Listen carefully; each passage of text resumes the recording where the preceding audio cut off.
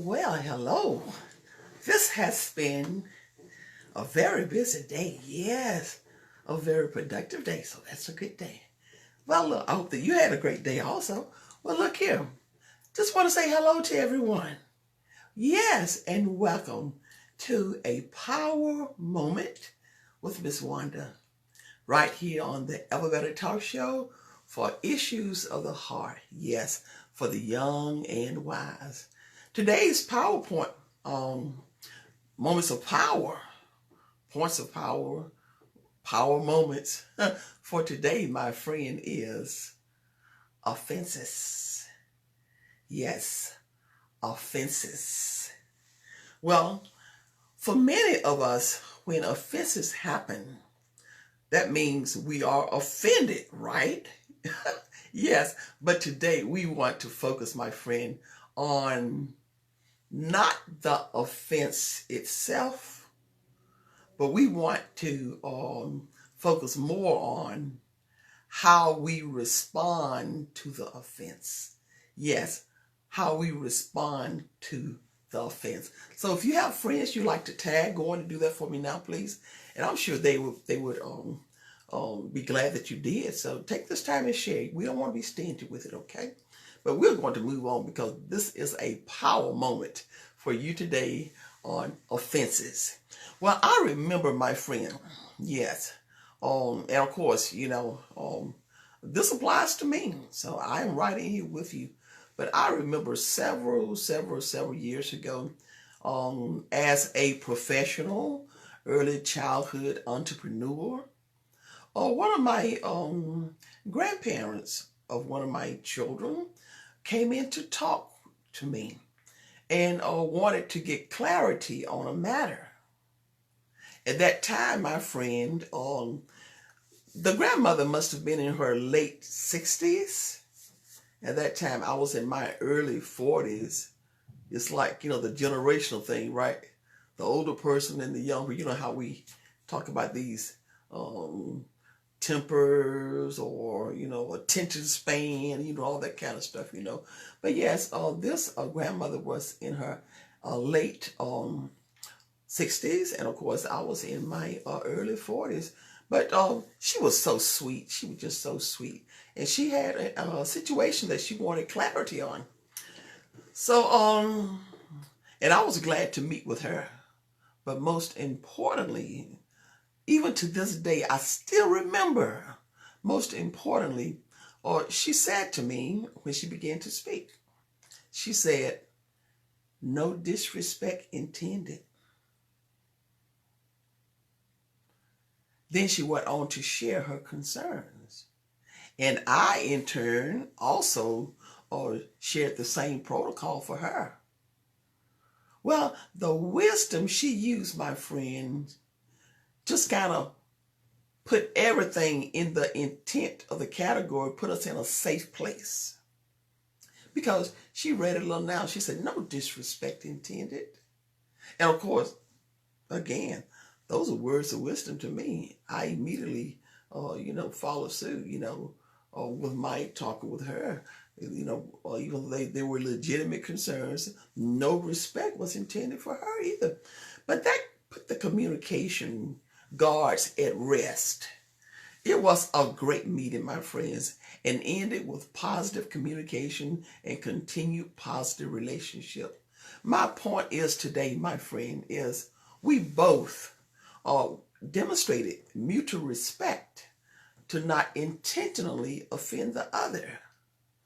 That was a fundamental principle for problem solving. Do you agree? Stay with me now. The King James dictionary defines offense as we are offended by rudeness, yes, harsh languages.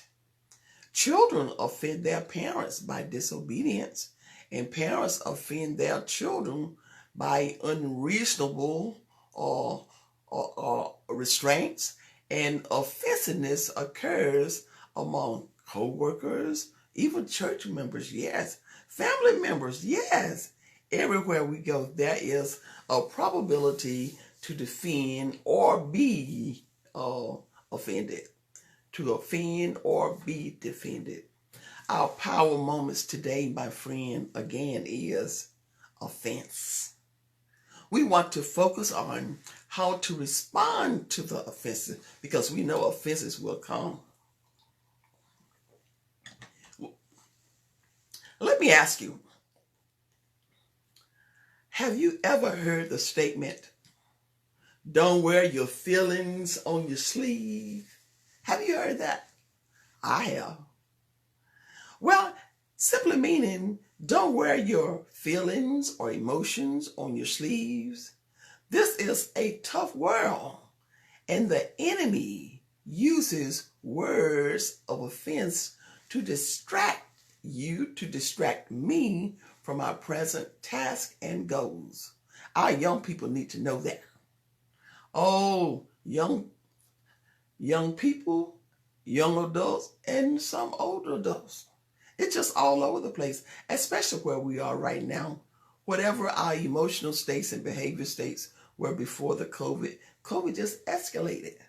So we have got to put on our caution brakes, or we've got to be very cautious and prayerful to not walk in the spirit of offensiveness. So right now, or also to, let me ask you this.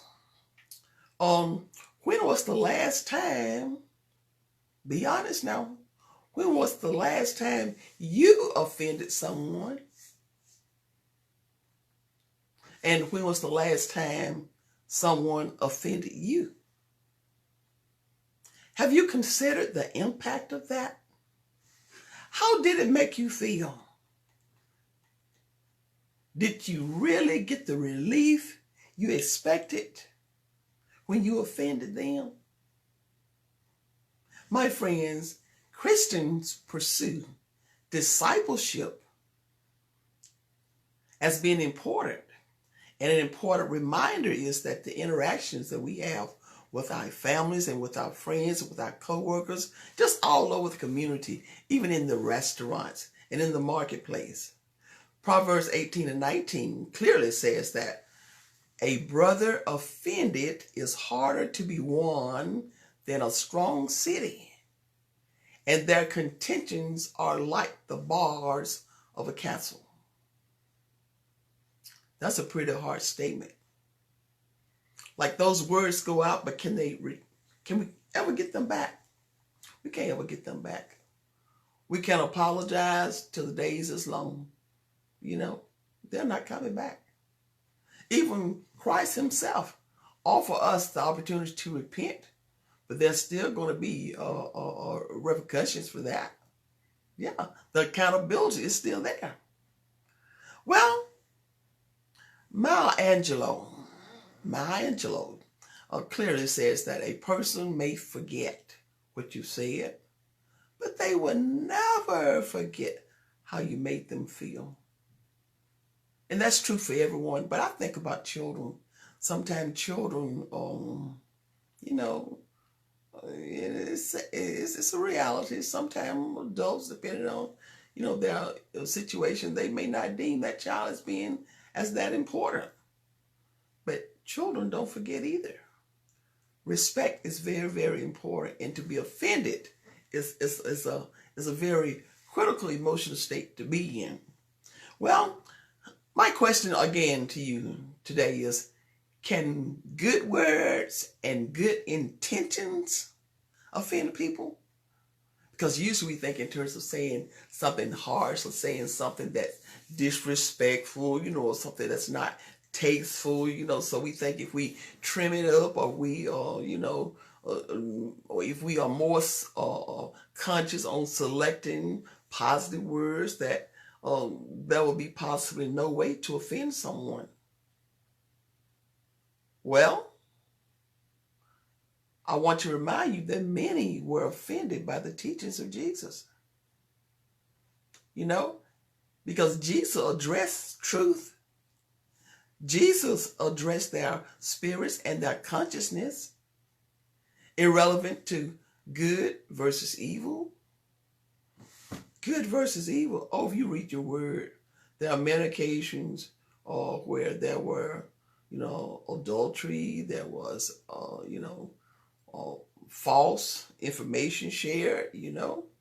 So it's like no matter how gentle you say it, or you can say it with a smile.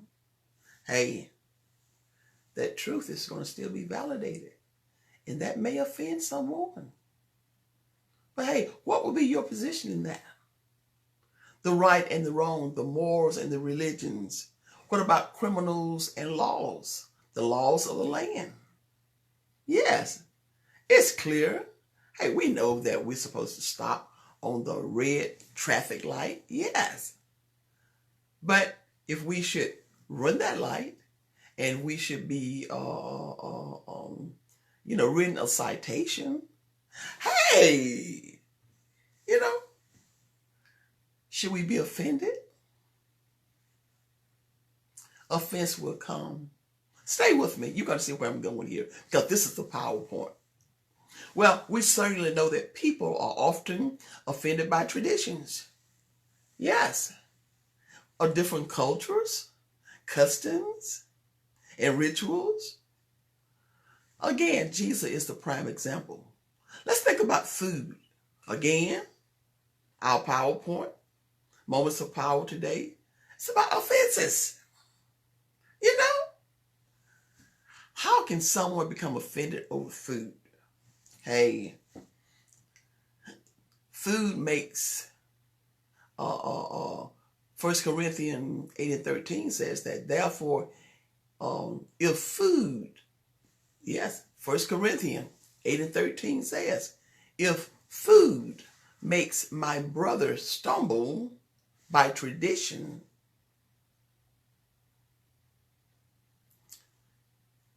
I will never again eat meat, lest I make my brother stumble. Now, what is that saying? Again, put yourself in that person's place.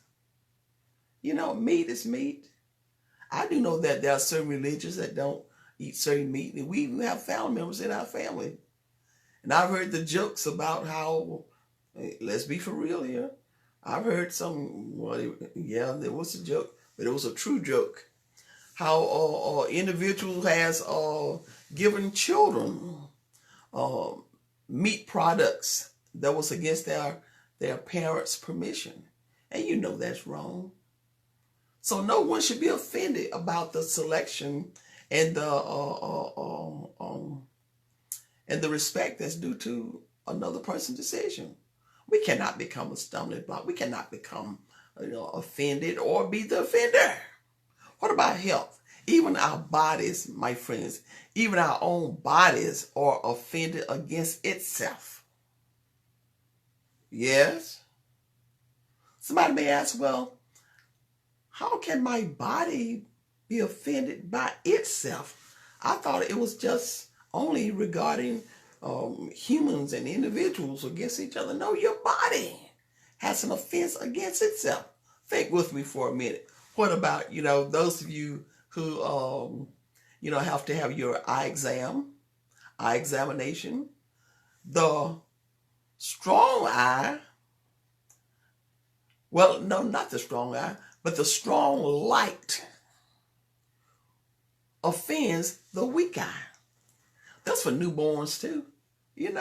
That light, that bright light offends the weaker eye. Hey, but there's nothing we can do about that except for medically. We we can't give choice words to the body part for being offended. I just want you to know that offenses is a natural state of mind, and it does exist. And it's all about our perspective in how we'll address it. The law, the offenders, to violate or to offend the law. Psalms 119, 165 clearly says, great peace they that love the law, and nothing shall offend. Let me read that again. great peace to the person that honors and respects the law. Great peace have they that love the law, and nothing shall offend. Well, if you love the law, and if you practice not offending others, and of course, when others offend you, you're going to yet walk in peace, and you're going to have a peace. You're not going to retaliate. But personal safety and success, according to Ecclesiastes 79, says, and this is so important. You may want to write this down. Let me say it one more time for you.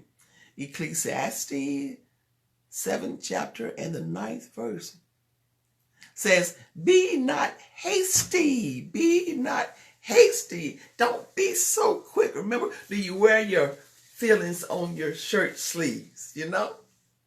Be not hasty, my friend, to be angry, or resteth, the anger resteth in the bosom of fools. I'm not calling anybody a fool at all. I'm not calling anybody a fool. I'm not calling myself a fool.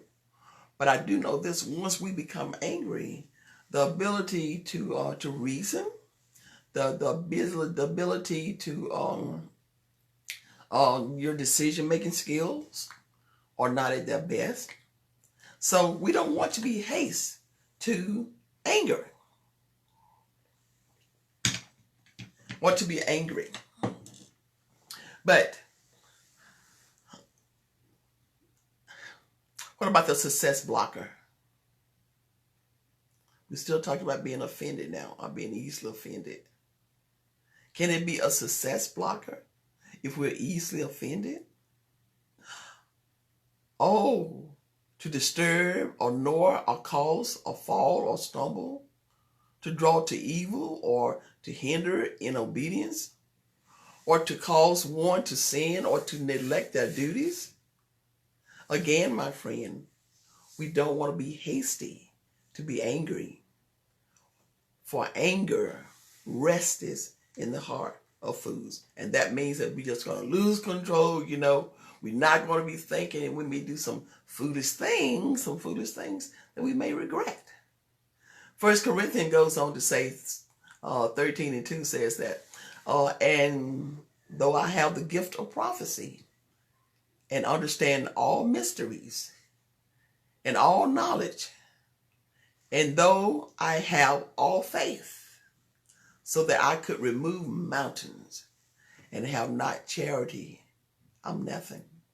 Have not love, I'm nothing. Well, let me just share this with you before we end today's session. Here's a quote from the Bible reference, and it reads like this: human words are powerful. Our tongues are small, but they are capable of wreaking great havoc. Any person who perfectly control their words, my friends, would be in perfect control of their entire bodies. Let me read that again. Any person who perfectly controlled their words would be in perfect control of their entire bodies. Are we perfect? I can hear everybody saying no. But does that mean we stop trying it? No. We keep striving. Because words have consequences. And they're not forgotten. Oh, my. Instead, as sinful human beings, our tongues are untamable. Our words are fire, igniting the entire course of our lives. Blessings, God, and cursing people should not come out of the same mouth. Let me say that one more time. Blessing God and cursing people should not come out of the same mouth. We are corrupt. And then again, I'm sharing again. This is a quote that I'm reading. I could have written this, but I just want you to know that this is a statement that's written from another source. Blessing God and cursing people should not come out of the same mouth. We are corrupt. James concludes the chapter by exploring or what it means to be truly wise. And he says that true wisdom is not necessarily found in those with most education, or the one that has the most money or friends. But rather, my friends, wise people can be spotted living wisely in humility, participating in good works, enjoying peace, singleness of purpose, and a gentle lifestyle. Oh, there are benefits for not taking offense. My friends, my brothers and my sisters, as we celebrate the life of Dr. Martin Luther King Jr. and enter into February, what is traditionally known as Black History Month, hey, look, we need to update that, because every day is an opportunity to make a positive contribution to our family, to our friends, to our community, to our great nation. We must make a conscious effort to teach our children and young leaders the importance of them having, number one, confidence in themselves and having a strong belief in God according to biblical principles. No. They need to know what you know and know why you know it and the impact it will have on your belief. In other words, whatever is in your heart, your dream, your assignment, the rules and laws, don't let anyone else come and convince you or to tell you it's wrong or to degrade or to discourage you in your careers. You got to know that you know that you know. You must maintain that self-confidence, because the world is a different place from grammar school. The world is even a different place after college graduate. Oh my. To not be discouraged and to not be discouraged by negative responders or the lack of pulling away of friends. To know that not following the crowd, our young people, especially during this holiday period, the celebration of Dr. King, they need to understand the importance of the crowd. Not following the crowd or the majority is cool. The dark moments of premature success, my friend, may be very lonely and isolated. There is tremendous strength and wisdom in not being easily offended. It's a dream killer to be offended and to be easily offended. Guard your words, my friends, and choose the right perspective. Now, I'll be the first to tell you, a lot of the things that you may experience could be exactly true. It may have most devastating effect on whatever your situation may be. But you have to stay focused. I have to stay focused. And I'm talking from experience. And that is a lifelong lifestyle. You have to choose your perspective. And your perspective may make you look silly sometimes. It may be the mother who is in, on a certain marital relation situation, or it could be you and co-worker, in other words, people just may think you just don't get it, But hey, you may get it perfectly well. But how you respond, the time and season, how you respond. We're talking about being productive. We're talking about being successful. We're talking about how to deal with offenses. Well, I want you to know that while we are talking about offenses today and the importance of knowing who you are, to value and to hold on to your goals, let me introduce to you a very effective book that I have written to motivate students to stay on the course. School readiness. Yes, school readiness for parents and children K through 12. We are living in a time, my friend, where individuals must clearly understand the motives and expectations of any group or organization that they may come in contact with. Yes, let me say that again. We are living in a time, my friend. Groups are everywhere. They're everywhere. And sometimes I wonder what determines who gets the most support. Because sometimes it seems like some of those valid issues goes oversighted. And the ones that may be not as detrimental gets a lot of marketing propaganda. But we are living in a time where, excuse me, a time where we must clearly understand the motivation and expectations of any group or organization that we may come in contact with, and to not be easily offended.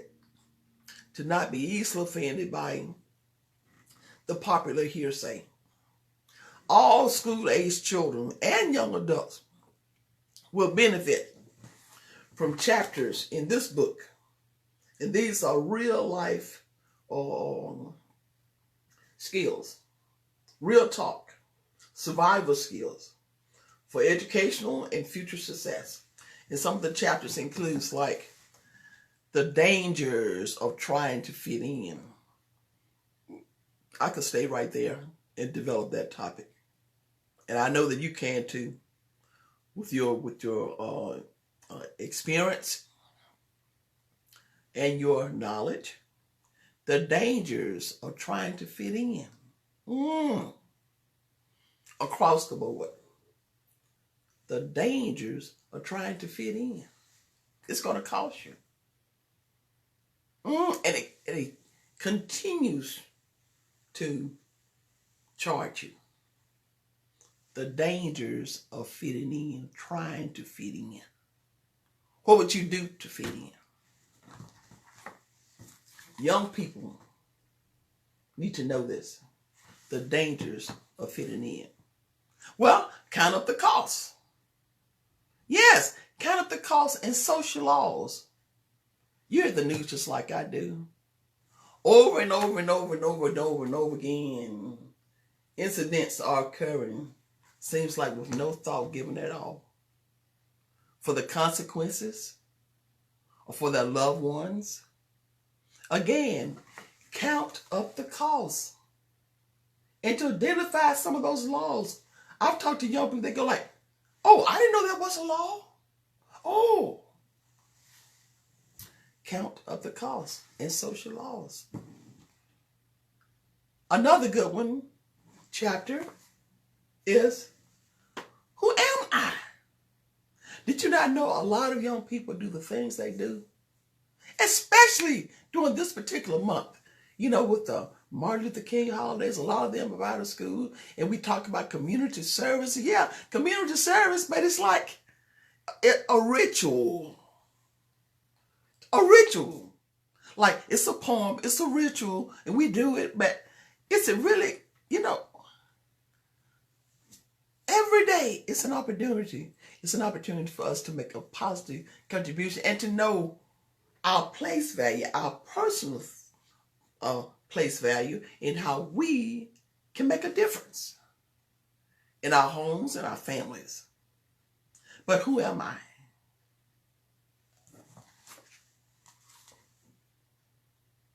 Who are you? School readiness for parents and children K through 12 can be purchased anywhere books are sold, as well as my website at www.resolved-2010.com. And that website again is www.resolved-2010.com. Well, my friends, I want to thank you all for joining me today on the Power Moments with Miss Wanda, brought to you by Resolve 2010 LLC, a Christian education family service ministry for student intervention, parental engagement, teen parenting, and healthy adult relationships. If this ministry has inspired you and encouraged your day, please use the donate button on the options on the website, and you can make your generous donation there. But most of all, even if you don't make any donations, I'll go there and utilize the information that's there, because again, with the celebration and the contributions and the tribute to Dr. King is honorable, but we've got to take it to the next level. Or go there, get the resources, spend the time, because if we don't do it, if mentors don't do it, if parents are not there, your first mentor are parents for the children, and they need the leadership and the guidance. And it's written in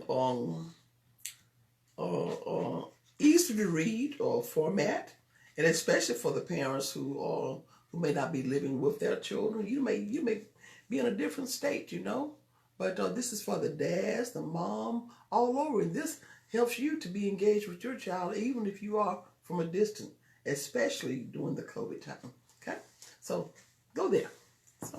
Well, I want you to know that I am Wanda Prowell, your Ever Better Talk Show host, your educator, your author, and minister, who brought you moments of power for issues of the heart for the young and wise. Until our next show, yes, next Friday. Hey, yes, next Friday, same time, 5:30 Central Standard Time, Facebook Live. And I want you to remember now, the 8th section of Ecclesiastes 7 and 9 says, "Be not hasty in spirit to be angry." Okay? I love you all. Have a wonderful, wonderful weekend. And stay safe. Stay safe. And be slow to anger and swift to hear. Thank you. Bye-bye.